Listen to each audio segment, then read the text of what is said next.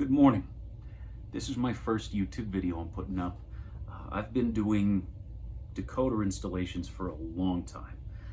Mine started in 1990, I think 7, with an MRC decoder going like a 330 or something, going into a lifelike GP18, and I screwed it all up. But here we are 20-something years later, and I'm a little better at it. So this is for the Kato Potato FP-7, F2, F3, F7, F40PH.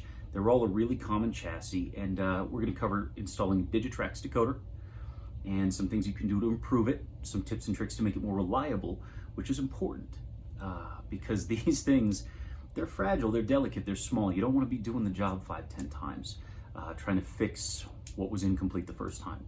And that is not a measure of your skill. Being thorough, you can't always do if you're not familiar with all the little things that can go wrong. So that's why it's a long video. It's a pace where you can follow along, maybe even do your own installation live along with me. We're going to cover a lot of little details. I talk too much. I'm an East Coaster. We're used to it. I get it. But at the end, you might learn something. And if not, hey, at least I tried. So let's get at it. Let's start with popping the shell off of one of these things, and then we're just going to dig in. Have fun, and like, comment, subscribe. If you have any questions or concerns, comment below. You know, if I missed something, comment below. There's no such thing as a perfect installation, but you can get really close. So let's get at it.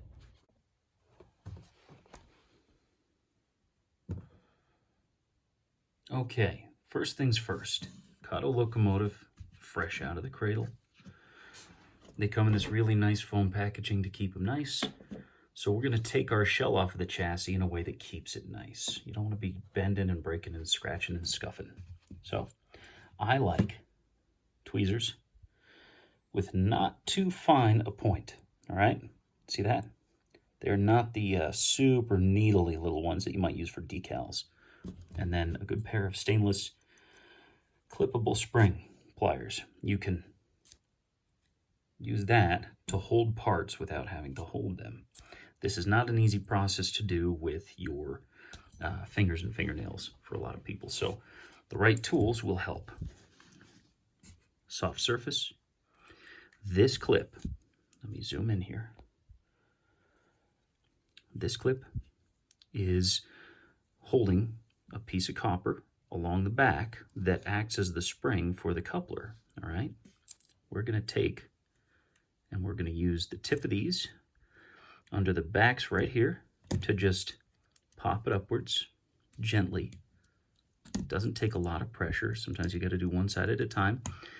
There you go, one side up, second side up. Now the assembly is going to fall apart. Your little copper strip comes out. That's normal, but you cannot take the shell off without removing the coupler box first. So now let's take the shell off. Let's take these little pieces, the copper and the coupler, and move it to the side. And then we're going to take toothpicks or tiny paintbrushes, and I'll show you what to do here. You don't want to be pulling and prying on the edge of the shell because you can damage it here. Let me zoom out a little bit further and adjust my camera.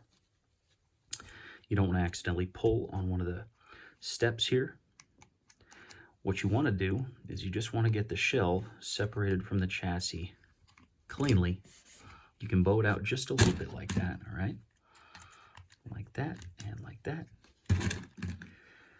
Every locomotive is different. If you go to spookshow.net, Mark's N-Scale Locomotive Encyclopedia is a great instructional on how these things all go together. And sometimes looking at a picture of that will give you, oh, hey, here's a clear idea of how they're assembled. You just want to spread the shell away for the clips that are in there. And then you can lift on one of the trucks without ripping one of your trucks out. You see that thing just popped right out. The clips are here and here. They vary on these locomotives, front, rear, whatever. And they clip into little grooves on the inside of these plastic pieces. That's one of the clips there, okay? So just moving the shell away from the chassis, it falls right out into your hand, and then you just set your chassis on your workbench, put this back in the foam cradle so it doesn't get damaged. And now let's get to that installation. Second thought, let's do a B unit, just so you see the practice, all right? Bring it out. The B units are easier, and the reason is you do not have to take off their front little coupler clip that they're attached to the trucks on the B units. And on these, you just want to say, okay, 1, 2, 3, slide them in there gently, but they'll just go right in. You shouldn't have any problems there. 4, and then you just pull up on one of the trucks just a little bit, and they'll slide right out with no friction. Okay, and there's your B unit. You can see here, this little pilot is in place, along with the cab interior on the B units. This is a filler, completely unnecessary. You could take it out, and we're gonna lose it for the sound installation we're gonna cover later. Kato's quality control is pretty good. You can see that little cab interior was not clipped in all the way when I got it, but it just takes 4 tiny pegs. 1, 2, 3, 4. That's how these cab interiors clip in on the A and the B units. These chassis are identical. The A units have an LED, and then of course they have the underslung different mount for the coupler here. You can see the difference there. This is the filler on the A, which is also a light breaker for the LED, and then the coupler assembly clips to the underside here. So that's the difference, and now you know how to do that. Let's get at it.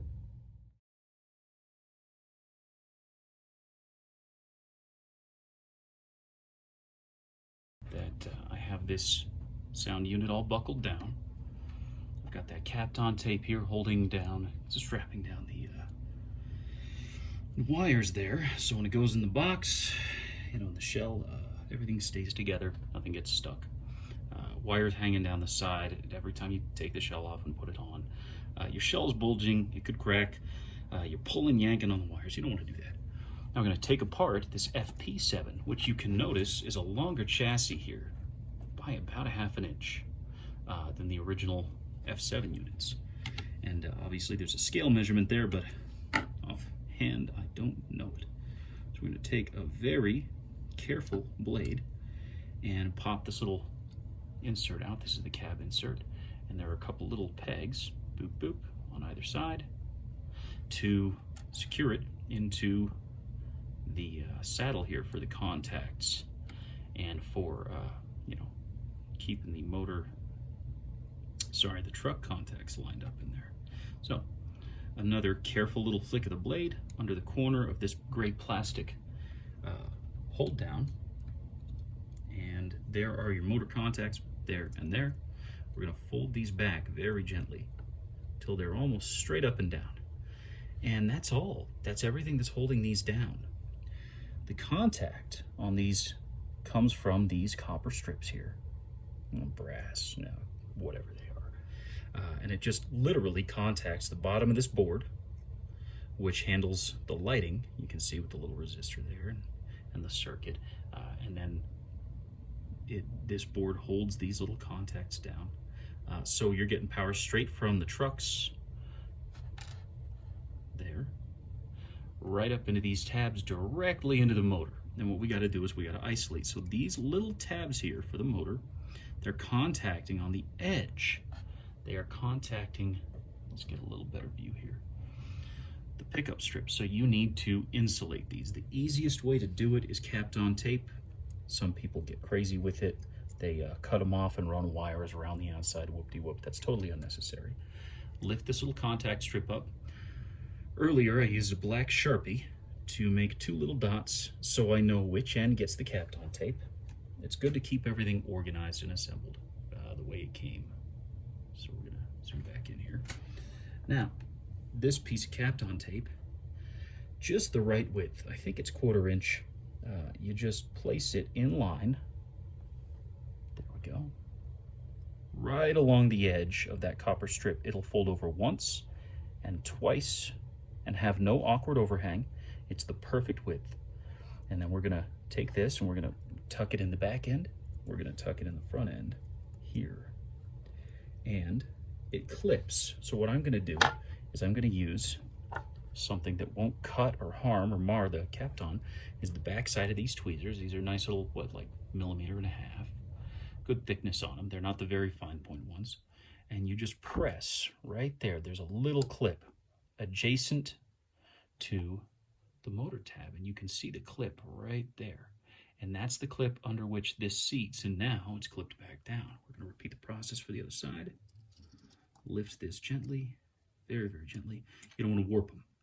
You want to keep them as nice as can be. And we're going to zoom out. I'm going to take a little Kapton tape. I'm going to cut it with my X-Acto. All right, a little slice here, about 1/4 inch long is all you need, because it's a very small contact. So you just want to get that edge lined up there. And you don't want to cover these little bubbles here. The reason is these bubbles are the primary contacts at the bottom of the circuit board. That little dome there ensures contact from the motor, from the power pickup from the rails up to the belly of the decoder. So we're going to take this and we're going to shift this tape down, because right there you can see it would cover. That's not good. You do not want that covering this little bump here, because that's going to diminish your power delivery to the decoder. So we're just going to shuffle that down. And you can see right there, it is lined up on this edge. All right, and then we're just going to fold it over like this. And then we fold it over once more. And that gives us 2 layers of Kapton. It's pretty good, pretty effective. I've never had that burn through. Other people say they have, but I have a feeling that they were getting skimpy with the Kapton and didn't cover both of the edges thoroughly. And then we just take it and we make sure that this little hole lines up with the tiny little peg. Let's zoom in again. There's a little gray plastic peg there. We want to make sure that that hole, when we're placing it, lines up with that peg. There we go. And then you come over here and you press the strip into the little valley adjacent to the motor contact tabs here. And now she's almost done. It's not a hard process. I've been talking through it. What you have to be is more careful than anything. And right here you can see this Digitrax decoder came with Kapton tape. So we're going to take this off, peel that back very gently, hold the sides of the board whenever you can. All right, we're going to save that Kapton tape for later. It's thick. I don't need that. I use it for other installations, including wrapping the capacitor over here. It's because it's nice and wide. We want to make sure that none of the metal barrel body of that capacitor, even though it's technically a little bit vinyl coated, makes any contact with anything electrical. And then you can see I have the Kapton tape again arched over it, chassis to chassis, well, you know, clip to clip, to keep that saddled where it is so it doesn't move. Now, a lot of you would wonder, wait a second, you know, is there a gear down there, anything that moves? Kato covers their gears. Under the board, you have your flywheels here and your motor armature here, but luckily their worm gears are covered. A lot of manufacturers are not, and that becomes a difficulty when you are doing an install. You have to run a 005 or 010 evergreen styrene sheet across where the worm gear is to make sure that there's no contact made there. Kato makes it easy. So now here's your decoder, light forward. You can see the contact strips here for the power pickup from the frame. And then these contacts in the middle, that's what goes down to the motor. And you can see that the contacts on top here, they are in essentially the same place. On the belly, they're not used. And then also, if you want to do a backup light or a strobe light on the roof or something like that, or even a cab light, there's another set of lighting contacts in the back, and all these Digitrax are two-way. If it's a board, it's got forward reverse lighting, except for a couple of specialty boards, I think with the RDCs or something like that. But any of these F-unit boards, it's real easy. If you wanted to add a backup light, you just wire it there according to the decoder manual. So here, I'm going to zoom in a bit. I want you to see a couple important things. We need to seat this decoder properly. You can line up these contacts, switch to a softer tool here, these contacts with the little motor tabs, and you can see that right there. So that's where it drops in, but you're going to drop it just forward of that, and here's why. This gray clip, when you press this decoder in, this little gray clip seats the decoder there. It actually holds on to the back of that decoder here and keeps the back end down. If you don't catch that, you will have nothing but headaches with power pickup, etc. Motor, shell fit, all of these things. So we've got this in place. Now you see these little contact pads here, okay? They are bare. What we're gonna do, since we don't want to go crazy with any of the materials, we're gonna take a little tiny brush with flux, all right? And we're gonna just put the littlest pad of flux right there, just the smallest amount, all right? And then we're gonna run a little bit on the inside of those motor contacts, adjacent to the pad. You don't need to do the outside, and you do not wanna glom solder on there. You'll see why in a moment. We're gonna turn on the soldering iron.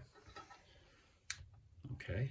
Now what I'm experiencing here is a slight short in the length of the headlight. The original board here, if you take a little look, the original board seats there, and you can see how the length of the bulbs are a little bit different. So what we're going to do is we're going to actually, when the soldering iron heats up, we're going to swap these LEDs. All right. Now I'm going to zoom in a little further here if I can. Let's see. I'm going to bring it up. You can see the polarity of the LEDs. Look in that LED there. You see how there's separation there, and so you've got the positive and negative poles. They're all lined up the same on these boards. So what we're going to do is we're going to take off the little resistor that Kato puts across their LED contacts there, and we're going to desolder, and we're going to swap this bulb over onto the original chassis, and it'll work great. It really will. Watch this. Just take a moment here. I'm going to zoom out so you can see a little bit more of the handiwork. We're actually going to take this board off. All right. Now you can see their contact pads here are flush, so it should be pretty easy to desolder these. I'm going to recommend you get yourself a pair of hands. All right. This little device here, this little transform, little robot, it's a great piece. You can hold whatever you need with it. What I'm going to do is I'm going to hold it right here where there's no circuitry on the board. You want to find a good place like that to hold it. So back here, there's a couple contacts for the functions, but you can see there's no surface mount, diodes, resistors, capacitors, anything like that. IC chips, that's all bare, so you can just gently pinch it there where it's not contacting any of the hardware. We're going to flip that upside down. We're going to do two things. We're going to very quickly, one leg at a time, I'm going to try and contact that with the soldering iron and pull that little leggy out. Yeah, sometimes it takes a couple tries. But what we're going to do is get that out of the hole. See, one down, and then desolder the other, two down. All right, there's the original LED. Obviously, like I said, pay attention to polarity. It's pretty easy to figure out because we're lining up these boards the same, and the boards have the same current, same polarity, same basic setup. This just is too short. I'm gonna come over here to the Kato board, and we're gonna do the same thing. We're gonna take this out. I'm gonna set that down gently. We come to the Kato board, and there's nothing to damage on the Kato board, so don't worry about that, especially because it's going to be scrap anyway. So we're going to take this, and we're going to clip that in. All right, turn it upside. Kato goes a little crazy with their solder here. Let me get a better pair of tweezers. It's a little silly. They really do go crazy with solder, but here we go. We're off. And we just need to lose this little resistor here. All right, so we're going to take that, and we're just going to contact that on one side. All right, and we're going to push it away from the contact on the LED. There we go. Now you can see there's a little solder in the hole here. Let's see if we can get rid of that. What I might want to do is grab a piece of wire like this, and you strip it. I'm going to put a little bit of flux on that, and here's why. We're going to use this as a sacrificial pickup. I'm going to use this to soak up all that solder so I have clean holes to solder my new wire into. Boy, they used a lot of solder on this. I don't want to go overboard because you really do not want to delaminate one of these pads from this decoder here. So what we're going to do is we're actually going to try and just send this little puppy right back in there as she is. I'm just going to dab it. See if it bites. There we go. One bites. Now you can flip this upwards so you can see it a little better. And what we're going to do is we're going to take this and we're going to try and just do a little bit of contact and push that leg through the hole where the solder is.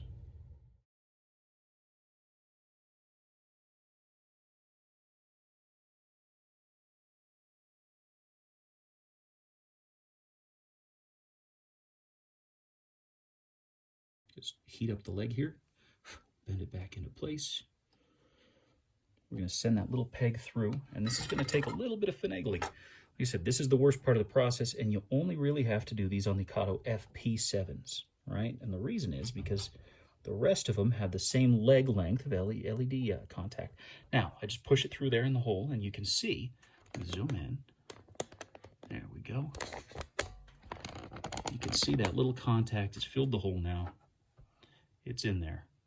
And so we're just going to come back, clean your soldering iron. We're going to throw the tiniest bit of flux right there, just a little touch. And then grab a wire of solder and quickly, let's get the smaller, finer tip of the solder here. I don't always do this by hand. Some people have a solder tube, or some people solder their tip over here and come back and dab it on. This is the quickest, most effective way to use as little solder as possible. You see how small that bubble is? Cleaning my iron. That is what we want, all right? And then you can just bend it a little bit, straighten it out. And now let's zoom back out. She should fit perfectly, all right? And, now we've got a straight line.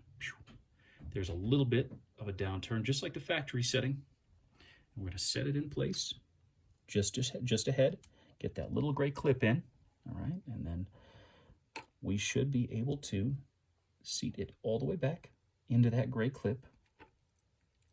Right there, you can see that's seated. It's caught. Let's zoom in one more time because that's super, super, super critical. All right. That's that. Seated there. We're going to come back over here. We're going to take this little cab insert. Now we're going to place it and lock it in. Kind of got to do both. Now check this out. LED exposed, downturn just under there. And let me show you something. That insert has a little groove right at the end. That's where the back flange of the LED should be seated. Kato's engineering is a marvel. They really do a great job of getting everything, I want to say locking together. That implies if there's a friction fit, anything like that. No, it's all just perfectly toleranced and clearanced, and their quality control is fantastic, which is why I can take it from their board, move it over here, and it still just fits perfect. Digitrax does a great job of mimicking decoder board sizes and lengths for the Katos for any brand. Digitrax is a great company for that. They don't have the best sound files on their inexpensive sound decoders, so they have some programmable ones, but just as it is, it's a really easy installation using these. The LED is the hardest part of it, as you can see. We spend our most time on it. I think we're coming on 20 minutes here. All right, now, soldering iron. A little twig of solder here, a little sprig, and we're going to just take the littlest bit, and we're going to contact right on the pad where I put the flux earlier. Just a small amount, all right? Now, what you do, there's a little bit of a glob there. We're going to thin that out and run it up onto that motor contact, all right? Just a little bit. You don't want to solder it to the edge, so if you do, break that bead. Then we take the little gray motor clip. I'm going to take these tweezers right here. These are nice and stiff, so I can get that thing folded down accurately. We fold them down, all right? You take your little motor contact here, and you place it. Now, a lot of people skip this step, but it really is integral because you're not just holding these contacts down. This piece holds the decoder down to the plastic of the upper motor carriage in the chassis. You literally are holding the decoder down flush by putting this in. This isn't just for the motor contacts. It's dual purpose. Again, Kato engineering. What do we expect? Japanese engineering has always been a marvel. That'll never change. And then right here, let me zoom in. This is all you have to do. Just come in with the iron, clean it, that noise over there, and you just touch the edge, just a little bit, all right? And if you want, you can hold that gray motor tab down to make sure that you're getting Real good pressure. Be careful not to touch any of the surface mount contacts on the board, any of that. There we go, that's it. Now, sometimes the little gray plastic motor mount will have a little bit of a melt on the edge. That's okay, it's not a big deal. You can see this one broke loose, so we're gonna lift it up and we're gonna fix that because we really want that to hold it down to begin with. Right there, pop. We're gonna reseat everything. All right, get that contact underneath this little gray clip. Gotta get in there with your fingernails sometimes. I wish I had invisible hands so you could see better what I'm doing, but here we are. You fold this little contact and you can sweep the leg a little bit. Now you see it's back underneath. We're gonna hold that down. And again, we're just gonna take that soldering iron and contact the edge. Right here, just a little. And you hear it when you solder. You can hear the little sizzle when it melts in. Now we are done. This is it. This is the decoder install. There's no more Kapton, there's no more this and that or soldering or anything like that. You just press your little motor clip in, and if you've got any surplus flux, which we don't really, but you can dab it off and make sure, because that stuff can be acidic and over time it can harm metal, so you don't want to leave that little puddle laying around after you do a soldering job. Everything is seated. Let's go over to the track and see how she works.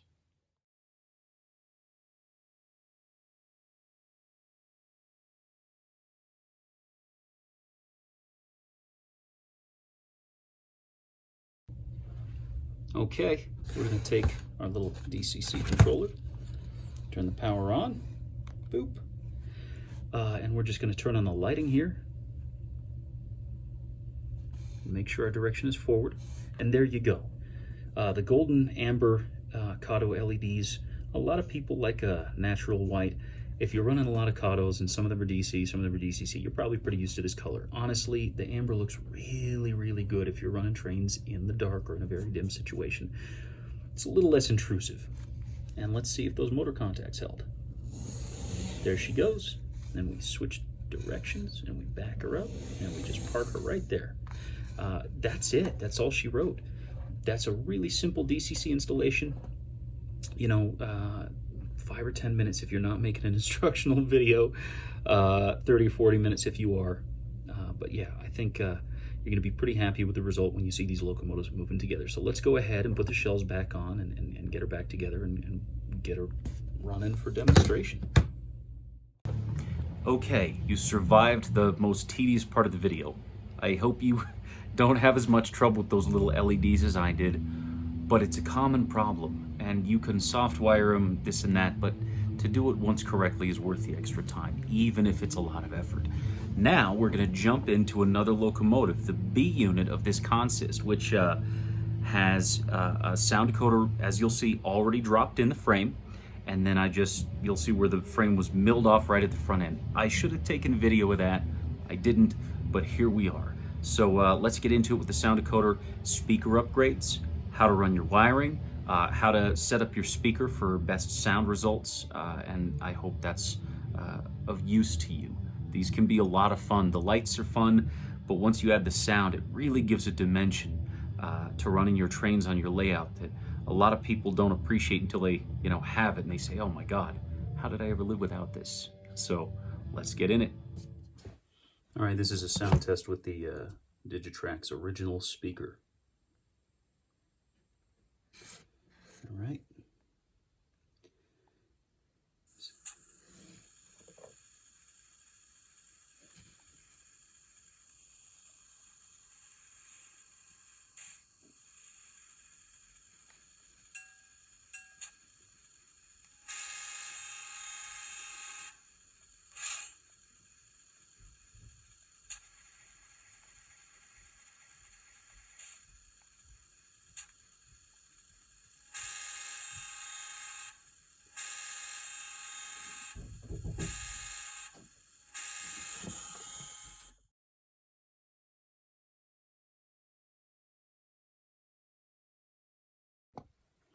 And here is a test of why you want to use a baffle.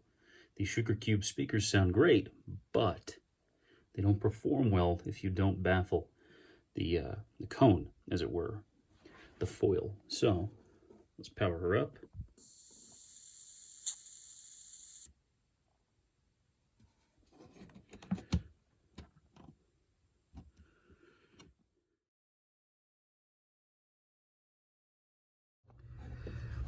In that last video, you can see why I don't buy Digitrax. The wires on both red and black, positive and negative, have separated from the decoder because of poor soldering. So when you get these, always check your solder points. These wires are a very, very weak point.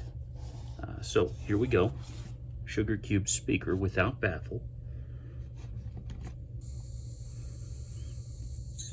Startup cycle sounds.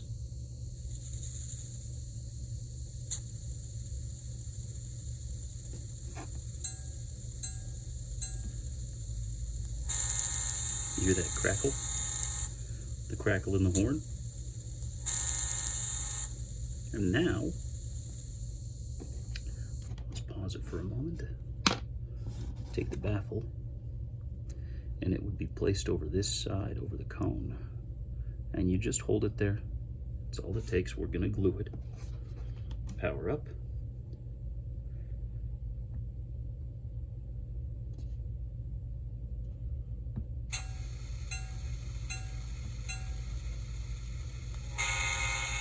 Hear the difference? No crackle. The baffle is acoustically sealed, air sealed.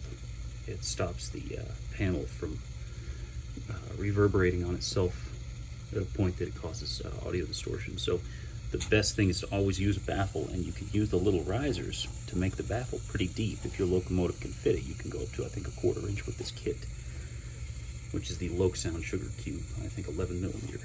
Anyway, sounds pretty good.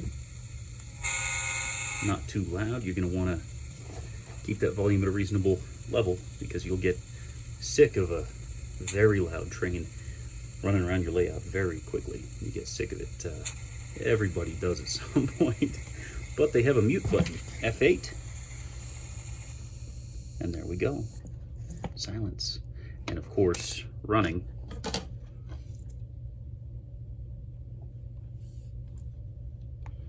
You know, it's a pretty straightforward operation. Lastly, I'm going to point out one of the weak points on these particular engines with these decoder installs. This little gray clip that presses these tabs down onto the contacts on the decoder pad. Let's zoom in here so you can see.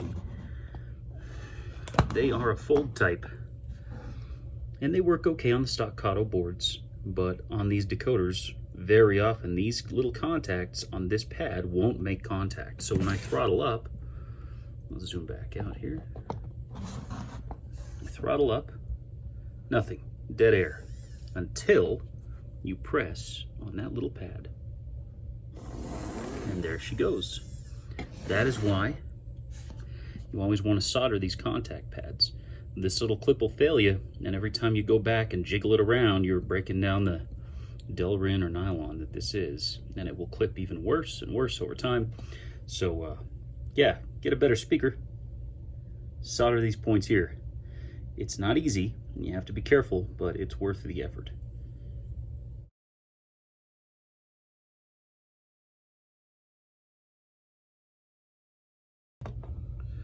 Okay, here's the final result. Now, I'll point out a couple things first. You'll notice a lot of makers will mill out the back of this frame for the speaker. There's a couple problems with that. First of all, you're losing weight, and these Katos, they aren't the heaviest locomotives to begin with. All right? Second of all, you're projecting the sound in the wrong direction. This is a B unit. Most commonly, people will place their sound decoders in a B unit because there's no lighting. There's more room to play with a squared shell front and rear without the dip in the shell for the cab. The reason I placed the speaker in front is twofold. One, I was able to cut a lot less material out, just taking off the little piece of frame on the front there that was only half height, because these Kato frames are designed to accept the A and B shell. So the whole composition inside the B unit is to also, complement the A unit shell. A lot of wasted space there, but not for us. For us, we take a little bit off the front, right? Mill that chassis where there was an air space anyway, and a little nylon filler, and you can look at the length of the coupler there, the extension versus the back side here, and see that this speaker here, with its baffle, all right, is not going to extend past, you know, and make contact with the shell. And not only that, but it gives us a little bit of air gap here. Without trying to place the speaker on top of the decoder, you get more cooling. And these decoders can get hot. Now you'll notice a few things. Do my best to point these out. One bundle of wires here, the twisted pair, is for the capacitor, which I've located behind the decoder. You'll notice a couple of things. I've trimmed the LED stems back flush, further back from flush with the edge of the decoder board, the PC board here. The reason is, if we got a hot contact here and it melted through the Kapton tape, it could make contact with the capacitor. That's full track voltage right there. Pop. Everything goes bad.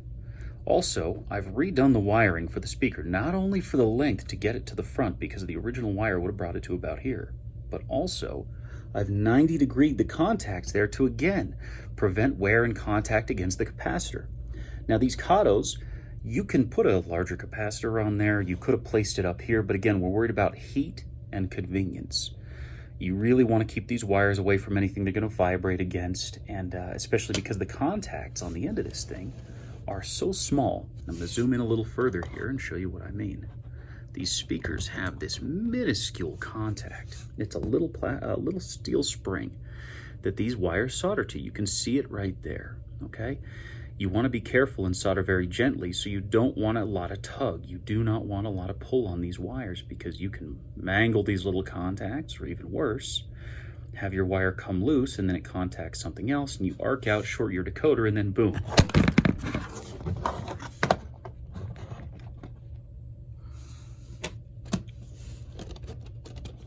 Yeah, so what you want to not do is bend these little contacts, so you need loose wires, right? Just like this. They don't have to be, 2 inches coiled up.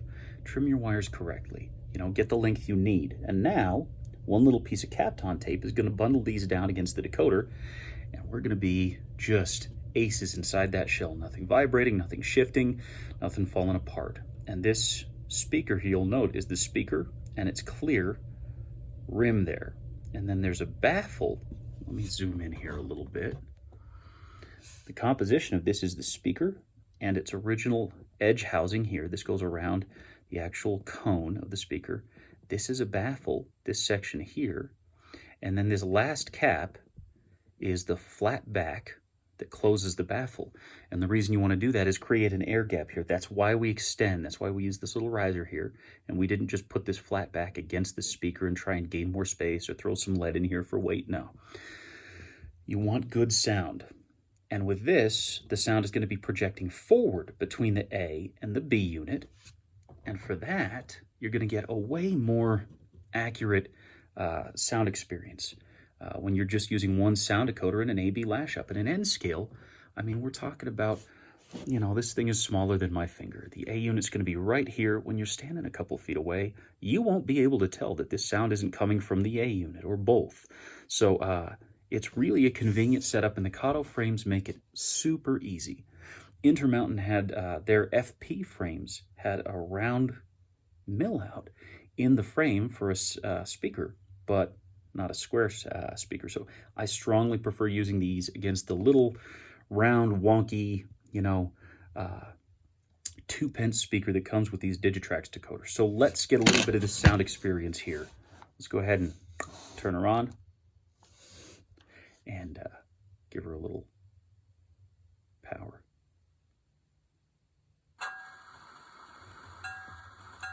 Now this is compared to those videos before. Sound on that's pretty good. For an inexpensive decoder, these things sound pretty good. And another thing I'd like to point out, when the fly-by-horn sequence is done, what I spoke on before, this clip here, this gray clip that keeps these motor tabs on the contact tabs of the decoder. Let me zoom in and you can see what I've done. A little bit of flux and a very little bit of solder. What I do is I put the flux on the tabs inside and on the contact pads. And then I put a little bit of tinning on both of those surfaces. Then I bend the tabs down, press the motor tab clip in here to hold them down. Mute that for a second. And then I just touch a little bit of the soldering iron right on the edge, and that solder catches. It's not a heavy or a permanent soldering. You can take that off if you need. There's only a little bit of solder in there, but it makes a massive difference in what you get with reliability of this connection. Solder where you can. That's always a good policy. Just solder where you can, and everything will work out. So let's give this one more little test here. Startup sequence. You can hear it, a little bit of motor shuttle there. Shutter. But we are going to shuttle it in a moment. And then like before, when I had to press down on that little gray contact to get those juices flowing to the actual motor itself, which is what those little tabs here on the side, these run down to the motor. Now, I just hit the throttle, and away she goes. And then, of course, I'll bring her back, and let's hear that bell and whistle one more time, because it really just came out well.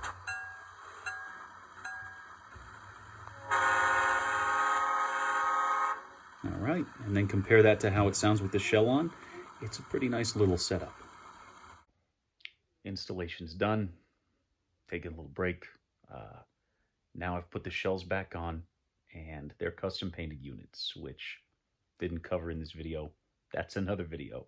But that's one of the things I do, is I custom paint these things. So let's see how they look and sound now that they're all back together.